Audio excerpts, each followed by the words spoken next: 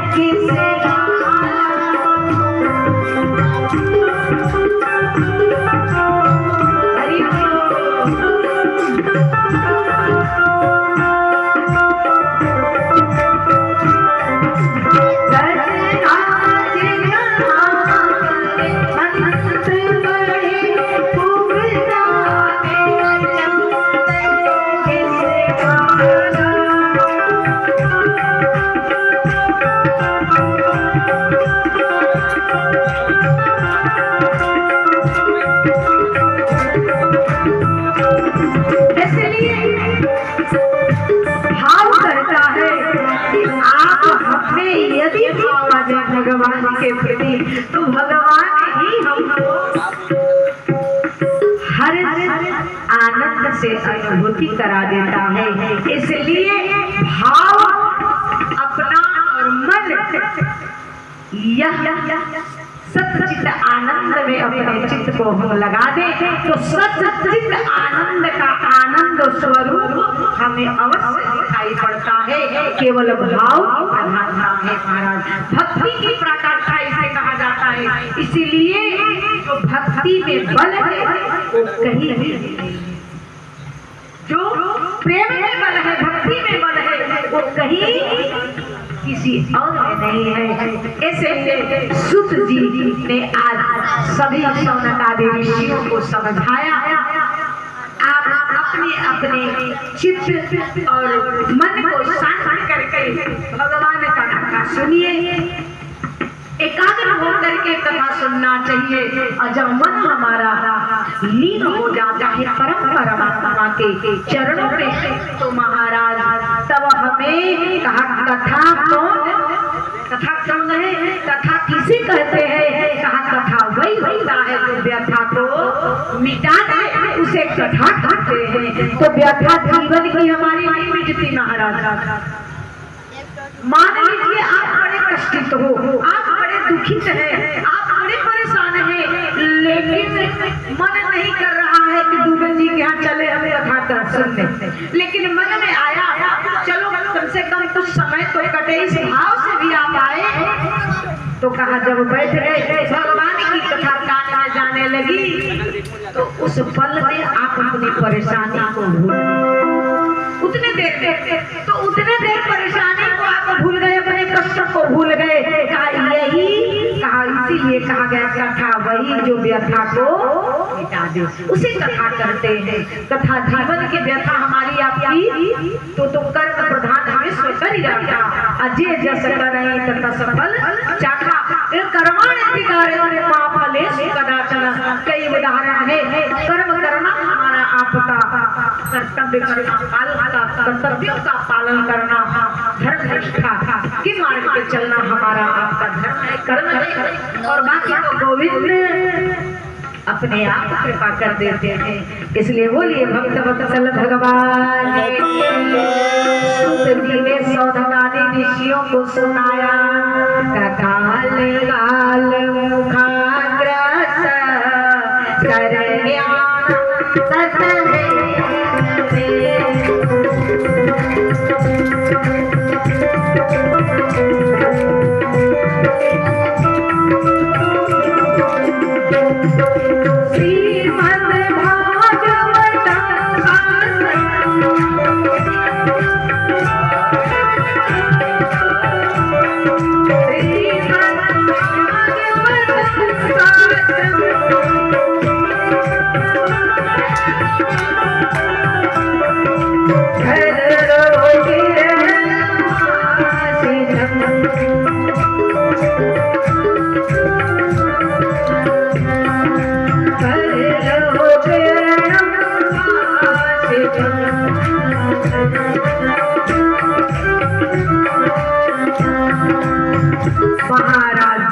सुत जी ने सनकादि ऋषियों से कहा, आप सब भगवान के इस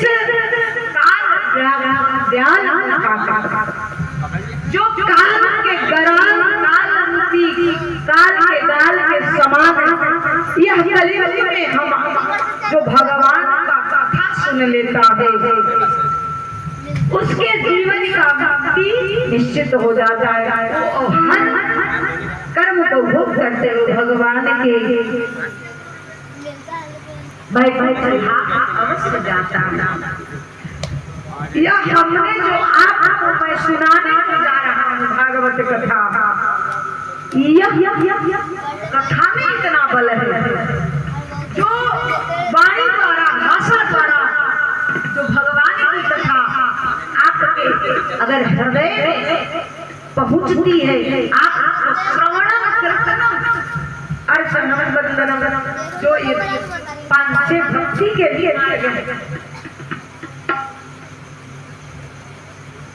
हमारे ऊपर हमें आप पे निर्भर करता है, हमें लेना कैसे है। सागर के किनारे बैठ गए तो आप किस तरीके का से हमें उससे जल निकालना है, या कोई किसी ने रख दिया आपके पास बड़े अच्छे सामग्री, तो हमारे अंदर अब ये बनता है कि हमको उसका कैसे उपयोग करना है। सुख समृद्धि भगवान की कृपा से जीव की को मिल जाता है, लेकिन हमें कैसे भोगना है ये हमारे ऊपर निर्भर करता है। आइए आज हम आप तो ऋषियों को सुत जी कथा सुनाने के लिए बैठे थे और उन्होंने भगवान के महिमा का गायन किया और बोले इस संसार में, इस कलयुग में जो इस माया के संसार में भगवान का बड़े कपट भाव से सुन ले कथा भागवत उसका मार्ग में स्वयं भगवान प्रशस्त करते हैं। और सब लोग कहे महाराज ये भागवत कथा इतनी परम पवित्र क्यों मानी गई, और कलयुग में आने वाले लोग क्या इसे सत्य मानेंगे? कलिकाल के लोग इस कथा को उतना ही सुनेंगे उतने भाव से उसी समय नारद जी आए। नारद जी व्याकुल थे, उनके चेहरे पे अशांति थी। ऋषियों ने पूछा, नारद जी आप तो देव ऋषि नारद हो, आप इस तरह भागे भागे आ रहे हैं, कहाँ से, क्या, क्यों आपका चित्त प्रसन्न नहीं है? तब नारद जी ने कहा कि मैं इसलिए परेशान हूँ क्योंकि मैं आज घूमते फिरते मैं वृंदावन धाम गया और देखा कि वहाँ एक स्त्री, नवयुवती स्त्री है, जहाँ कई स्त्रियां उसकी सेवा में तत्पर है। कोई पंखा चल रही है, कोई उनको भोजन की व्यवस्था कर रही है, कोई उनका हाथ पैर दबाने के लिए कर, कई लोग असंख्य स्त्रियां उनके सेवा भाव में टहल कर रही हैं। और दो वृद्ध जीव, जो दो वृद्ध शरीर रूपी दो वृद्ध सोए हैं निर्जीव के भांति। लेकिन मुझे आश्चर्य हुआ महाराज, कहा जब मैंने इतने सेवा के बाद उस स्त्री के आंखों में आंसू देखा, उसके आंखों से झरझर आंसू निकल रहे थे, तो मेरे मन को शांति नहीं मिला, मैं अशांत हो गया और मैं पुनः गया। क्योंकि उस स्त्री ने जब हमको जाते देखा तो आवाज लगाई, कभो ब्राह्मणस्य त्वं गतं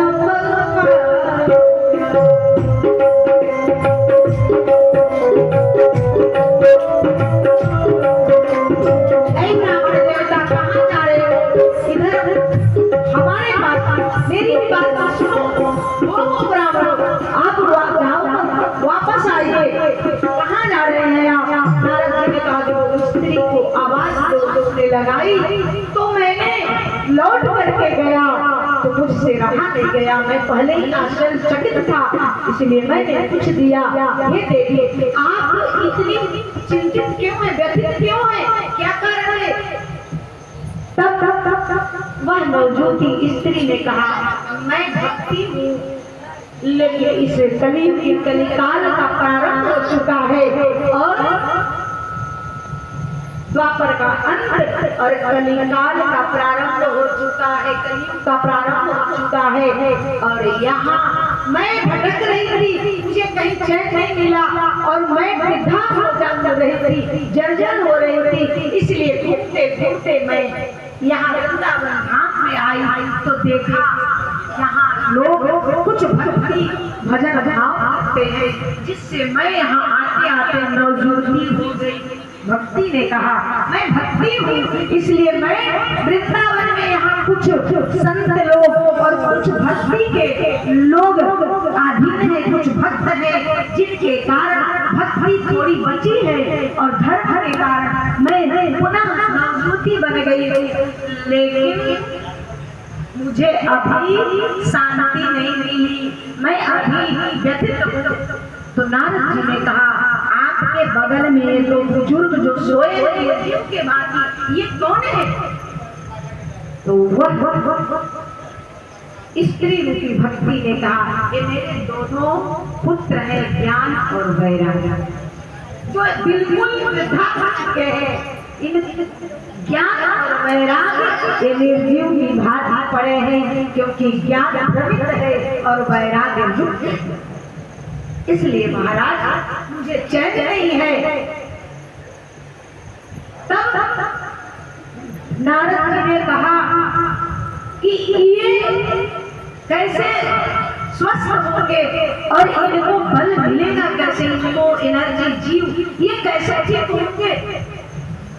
तब आकाशवाणी हुई और कथा के माध्यम में आता है, भागवत के अनुसार आकाशवाणी में है, नारद जी आप भागवत कथा का श्रवण कराइए और इन्हें भागवत कथा का महिमा, भगवान ज्ञान महिमा, ज्ञान की आप एक संत देव ऋषि हैं, इसलिए आपके मुखारविंद से ये जब एक कथा सुनेंगे, ज्ञान की महिमा आप बताएंगे, वैराग्य का महत्व बताएंगे, आएंगे तो ये करके खड़े हो जाएंगे, इनको भागवत कथा सुनाइए, भगवान के अमृतमयी कथा का श्रवण पान कराइए। जब कथा ज्ञान का प्रभाव होगा, भक्ति की पराकाष्ठा आगे बढ़ेगी और तब वैराग्य का उत्पत्ति होगा, तब ये ठीक हो जाएंगे। महाराज सारे ऋषि बैठ कर सूत जी से निवेदन करने लगे, सूत जी कथा सुनाने लगे और सारे ऋषियों ने नारद जी भी भगवान को बैठ करके कथा सुनने लगे। बोले श्री सीताराम जी महाराज की जय, आनंद कंद भगवान की। लेकिन कहा भक्ति ज्ञान की कथा सुनाते सुनाते आज सूत जी कथा सुना रहे हैं मुक्ति दायक कथा। ये भागवत कथा सुनने से क्या क्या लाभ है और क्यों सुनना चाहिए, इसके बारे में नारद जी सौनकादि ऋषियों को सुनाया। बोलिए सियावर रामचंद्र भगवान की, बोलिए राधा रानी सरकार की। गोविंद गोपाल हरे गोविंद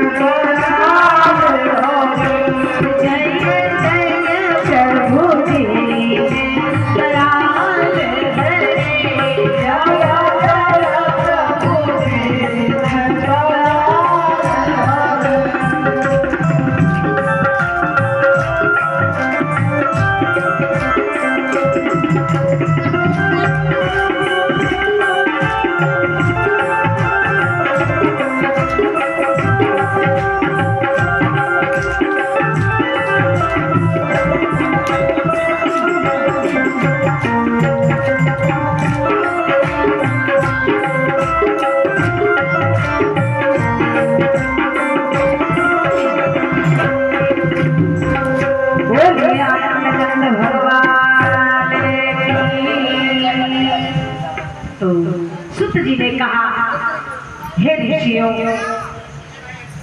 आपके मन के और विचारों का मैं कदर करता हूँ, आप कथा सुनना चाहते हो।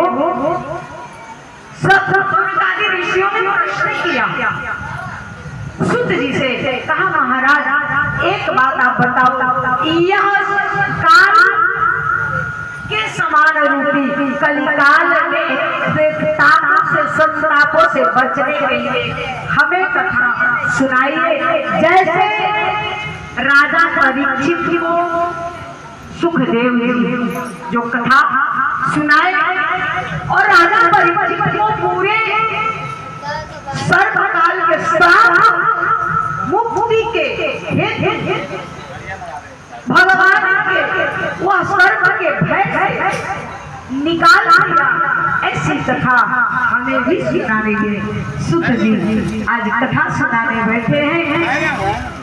सूत जी ने बैठकर कहा कि जिस समय सुखदेव ऋषि व्यासासन से अलंकृत हुए, अलंकृत होकर के राजा परीक्षित को कथा सुनाने के लिए जब बैठे, सुखदेव जी उस समय सारे देवता गण स्वर्ग से ब्रह्मा जी के पास गए। सब देवताओं ने कहा, महाराज हमारी यही लालसा है कि यह भागवत कथा जो परीक्षित जी को सुनाने के लिए सुखदेव जी, आज सुखदेव जी जैसा महात्मा जो संसार से परे हैं, ऐसे सुखदेव जिनको मां के गर्भ में ही सारे वेद पुराण कंठस्थ याद,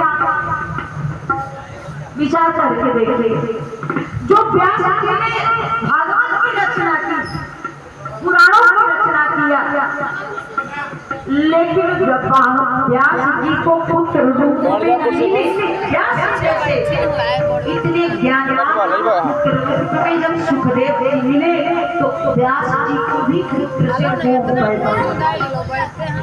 मोह पैदा हो गया। महाराज संसार माया ने उनको भी नहीं छोड़ा। और तब लेकिन जैसे ही सुखदेव जी मां के गर्भ से निकले, सुखदेव जी बिना इधर उधर देखे जंगल की ओर जाने लगे। 12 वर्ष की अवस्था है। उत्पन्न तब ने आप सब कथा सुने होंगे, सब लोग अनुभवी व्यक्ति हैं, पढ़े लिखे हैं। व्यास जी मां के गर्भ में 12 वर्ष तक रहे, इसलिए नाम उनका सुखदेव बड़ा कथा हम कल बताएंगे थोड़ी। तो ये भगवान के, क्योंकि उस समय व्यास जी की पत्नी जो सुखदेव जी थे अमर कथा तो शंकर जी ने सुना, भागे जा करके व्यास जी की पत्नी के मुख में चले गए और वही छुपे रह गए। और इनको ज्ञान, पूरे वेदों का ज्ञान हो गया माँ के गर्भ में। लेकिन व्यास जी देखे धीरे धीरे धीरे धीरे समय बढ़ता गया, 12 वर्ष हो गया, माँ के गर्भ से नहीं निकल ज्ञान हो गया माँ के गर्भ में। उनको लगा मैं निकलूंगा तो संसार की माया मुझे लपेट लेगी। एक बड़े जोर से व्यास जी ने डांट लगाया, कहा निकलोगे भी कि माँ के गर्भ में रहना चाहते? अरे अब तो निकलो। जब जोर से डांट लगाई तो डर के मारे 12 वर्ष की अवस्था में माँ के गर्भ से सुखदेव जी निकले, लेकिन गर्भ के संसार की माया न लपेटे, इसलिए कहीं देखे नहीं, सीधे जाने लगे। और पुत्र वो में व्यास जी भी आ गया। ये सुखदेव जी पीछे पीछे व्यास जी जब भागने लगे, रुक जाओ बेटा, अरे एक बार मुझे देख लो, मैं तुम्हारा पिता, मुझे कम से कम एक बार पिता होने के नाते एक बार तो देख लो पलट करके। लेकिन सुखदेव जी महाराज पलटे नहीं, चलते जा रहे हैं। परोपकार धर्म की व्यास जी को शिक्षा कहा दिया किसने? व्यास जी पुत्र माया में भूल गए अपने ज्ञान, और जब ज्ञान भूल गए तो वैराग्य का जन्म, वैराग्य व्यास जी के मन में वैराग्य किसने जगाया? परोपकार कहा किसने? स्पष्ट कथा नहीं आया। किसी कहा कि पेड़ों वृक्षों से व्यास जी को एक शिक्षा, पेड़ों ने शिक्षा से मिला शिक्षा, क्योंकि पेड़ जब व्यास जी चलते जा रहे हैं तो पेड़ अपना फल गिरा दिए, और पेड़ों ने फिर फल गिरा करके मानो ये कहना चाहते हैं कि परोपकार के लिए हम पे फल, जो हम इतने गर्मी धूप सहन करके हमारे में फल उगता है, तो स्वयं पान नहीं कर संसार के लिए फलित होता था, संसार के लिए मीठा फल के रूप में मैं अपना फल देता हूँ, लेकिन उसके बदले मुझे क्या मिलता था? तो परोपकार धर्म का शिक्षा वृक्षों ने दिया व्यास जी को, और वहीं से व्यास जी को वैराग्य उत्पन्न हुआ। और जब वैराग्य उत्पन्न हुआ तो पुत्र का मोह भंग हो गया महाराज, और तब व्यास जी पुनः वहीं पे बैठ गए। और जब वैराग्य और ज्ञान दोनों का प्रभाव हुआ तो व्यास जी लौट गए और आकर के ज्ञान और वैराग्य की महिमा का गायन किया। इसके बाद कई पुराणों का भी रचना किया व्यास जी ने। आज वैसे ऋषि सुखदेव जी, आज वह सुखदेव जी राजा परीक्षित को मुक्ति हेतु भागवत कथा सुनाने के लिए आज व्यासासन से अलंकृत हुए, और उन्होंने राजा परीक्षित को भागवत का कथा प्रारंभ किया, भगवान के रूप की महिमा गा करके। और इसके बाद नामदेव का कथा आता है। है। सुखदेव जी ने राजा परीक्षित को छोड़वाया। सनकादि ऋषियों ने कहा सुख जी से, महाराज हमको वही कथा सुनाइए जो राजा परीक्षित ने सुखदेव जी ने सुनाया। और सुखदेव जी जब कथा सुना राजा परीक्षित को संताप का हर चीज का भय खत्म कर दिया। यह कथा हमें आप भी सुनाइए। बोलो राधे राधे गोविंद गोविंद राधे राधे गोविंद गोविंद राधे राधे राधे गोविंद गोविंद राधे राधे राधे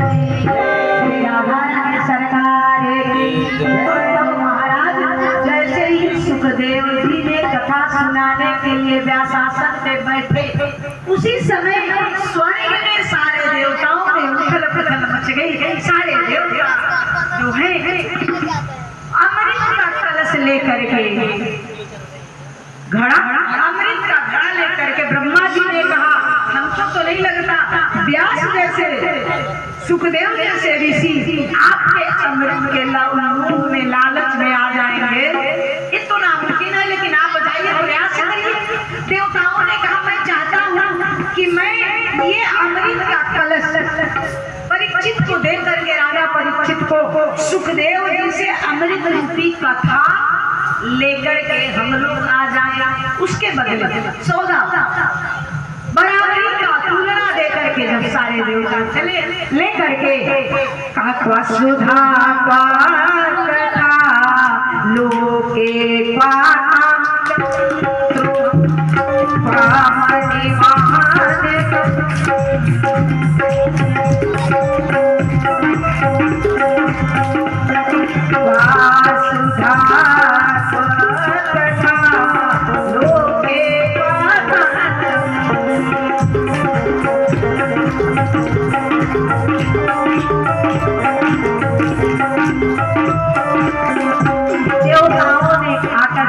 सुखदेव ऋषि को प्रणाम किया। कहा महाराज आप ये जो हमारा हम आपके जो कथा आप सुनाने के लिए बैठे हैं वह कहा सुधा गृहपते देवा सब देवताओं ने सुधा घाट लेकर के अमृत कलश लेकर के सुखदेव जी के पास जब पहुंचे उन्होंने दिया। ले जाकर के खड़ा महाराज आप ले लो और इसके बदले में हमें अपना भागवत कथा दे दो। सुखदेव जी देवताओं आपके ये अमृत जो है ये कथा की तुलना में कैसे आ सकता? आपने कैसे विचार कर लिया? कहाँ अमृत और कहाँ भागवत कथा, इसकी तुलना नहीं हो सकती। आप अपने अमृत अपने पास रखो, मैं आपको भागवत कथा नहीं दे सकता। देवताओं ने कहा महाराज अमृत आप राधा परीक्षित को डायरेक्ट पिला दो, इतनी परिश्रम करने की भी कोई जरूरत नहीं पड़ेगी और आप अभी 2 मिनट में खाली हो जाओगे। हम लोगों को आप भागवत कथा दे दो, अपनी जीव छुड़ा करके जाओ, क्यों बैठे हो? आपके जैसे सत्य इतना कष्ट करने के लिए क्यों आया है, क्यों परेशान है? ऋषि सुखदेव जी मुस्कुराए। एक कहावत है, कहा भेड़ का जाने भूसा का। सुखदेव जी उनसे कहे कि कहाँ अमृत और कहाँ भागवत, इसका आप देवता अभी तक जब तुलना नहीं कर पाए तो मैं आपको क्या कहूँ? उसकी तुलना नहीं हो सकती। मैं आपके अमृत के बदले अपनी कथा नहीं दे सकता। ये अमृत से भी बढ़कर के सजीवन होती है, ये मुक्तिदायी कथा अमृत से भी बढ़कर सजीवन होती है, इसलिए मैं आपको नहीं दूंगा। सुखदेव जी ने मना कर दिया। सारे देवता वापस हो गए। आज जब वापस हो गए, आज राजा परीक्षित बैठ करके भगवान को, राजा परीक्षित को सुखदेव जी कथा सुना रहे हैं और देवता भी राजा परीक्षित को यशस्वी का वरदान दिए। अंत तो गत्वा सारे देवता सब लोग और सुखदेव जी का गुणगान करते हुए, उनकी महिमा का वर्णन करते हुए, सुखदेव जी का महिमा का वर्णन करते हुए स्वर्ग को पुनः चले गए। बोलिए नारायण भगवान की। लेकिन विचार करना, थोड़े से के लिए व्यक्ति के अगर लोभ आ जाए, सुखदेव जी भी ये सोचते कि बात सही देवता कह रहे हैं, हमको भी क्यों ना अमृत ले ले और राजा परीक्षित को पिला दिया, तो सर को काटेगा कहाँ से? जब अमर हो जाएगा तो ऐसे भी नहीं मृत्यु होना है। अमृत पी करके राजा परीक्षित अमर हो जाएंगे तो फिर कथा की क्या, कथा सुनाने की आवश्यकता पड़ेगी। अगर ये भाव आ जाते तब महाराज भागवत महिमा हम आप जान पाते, नहीं जानते। हम ये भागवत कथा क्या है ये हम आप भी नहीं जान पाते, लेकिन सुखदेव जी ने संसार वालों के लिए, संसार वालों को जनाया। यह भागवत कथा में क्या बल है, इसको दर्शाया राजा परीक्षित के माध्यम से, जो राजा परीक्षित को, लेकिन सुखदेव जी ने कहा राजा परीक्षित यह क्या सुनने के लिए मन, वाणी, मनसा, वाचा, कर्मणा तीनों को आप भगवान के चरणों में लगा करके बैठो, एकाग्रचित्त हो करके। मान लो अगर मन हमारा लग गया कथा में, बगल वाला व्यक्ति क्या कर रहा है ये अगर पता नहीं है तो आप सच्चे उच्च क्वालिटी के कथा श्रोता, उच्च क्वालिटी के सबसे अगर श्रोता हो, एक नंबर वाले लाइन में ऐसे श्रोता आते हैं। और ऐसे श्रोता के लिए भी रामायण में महाराज गोस्वामी ने भी लिखा सबसे अच्छा श्रोता कौन? कहा जिनके श्रवण समुद्र समान, जिनके श्रवण समुद्र समान, तुम्हारे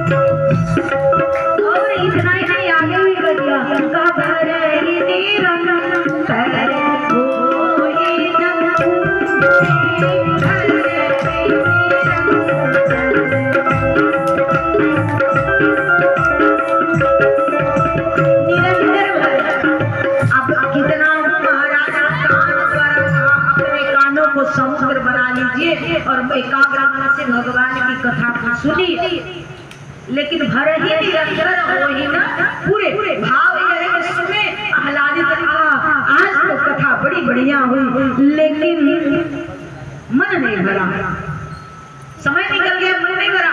कल और समय से चले और कथा सुने, ये भाव अगर आ गया तो आप सच्चा श्रोता। अरे भाव है तो कहा दूसरे दिमाग में भाव आ गया, कथा सुनना चाहिए, हमें चलना चाहिए। तो ज्यों ज्यों बड़े आगे बढ़े, कोटि दर्शन तीर्थ समान का संत मिलन को जाइए, तजब बताया जो जो बगे आगे बढ़े, कोटि तीर्थ का फल मिल जाता है महाराज। केवल घर से निकल कर सुनने के विचार करिए। और आज सुनने वाला नहीं गया, सुनाने वाला चल करके आया। ये महिमा है। इतने बड़े विद्वान सुखदेव जी जैसे संत आज चल करके राजा परीक्षित के सामने आकर के बैठे थे।